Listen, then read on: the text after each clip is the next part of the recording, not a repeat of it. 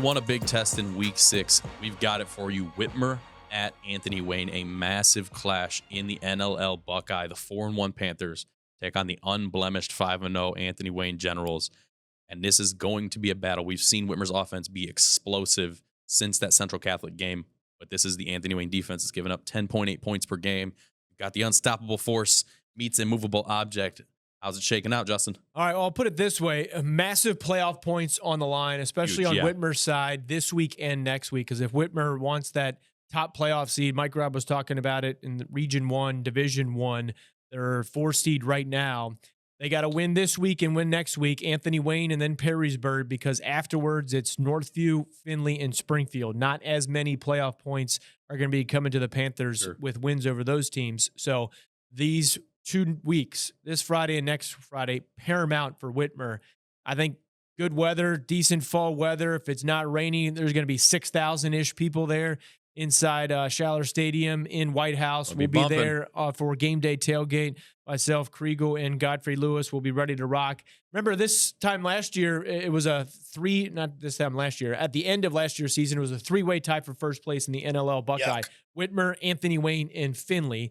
It is a outright opportunity for both of these teams and Perrysburg as of right now to run the table and get that outright title. And I've been to a number of Whitmer practices, and they have all told me numerous times, outright is what they want in the NLL Buckeye.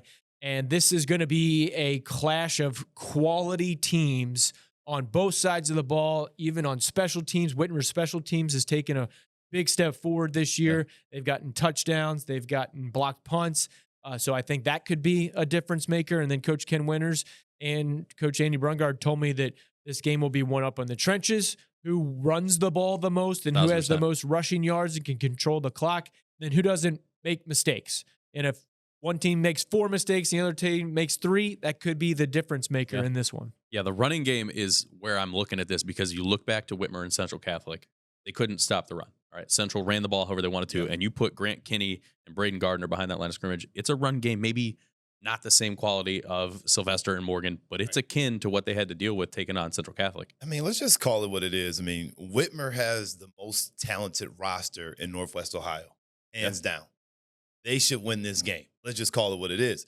Anthony Wayne is not going to back down to them, and that's where it's going to come down to. This game is going to come down to coaching. When you talk about talent, it's Whitmer all day. They got the offensive line. Who else has a 5-star offensive lineman right now?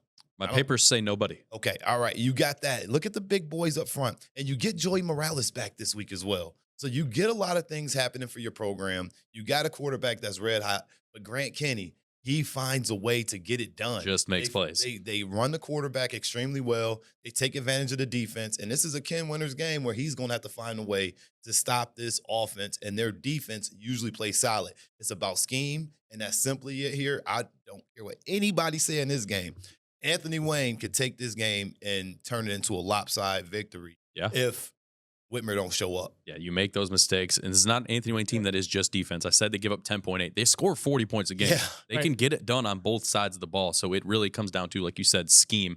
Can we stop Grant Kinney from just making explosive plays when you could get 3rd and 11? Does that turn into a first down, and now we're backpedaling again? Yeah, and remember, these 2 teams have split the last 2 regular season battles. And the offensive line, Grant Kennedy and Braden Gardner, the quarterback and the running back, get a lot of publicity because they're streaking for touchdowns. But those guys up front, Braden Cole, Max Grabarczyk, Owen Palmer, Daniel Wing, Aiden Lohmeyer, and Brody Sweet have done a great job in creating those lanes, opening up those big holes. We've seen some massive Chevy Silverado type, big time holes for them to get through, and that will be interesting to see if they can continue to do that against a strong defensive front for Whitmer. And I'm curious how they approach this one defensively, if you're talking about Whitmer, because are they going to blitz and put pressure on Kinney?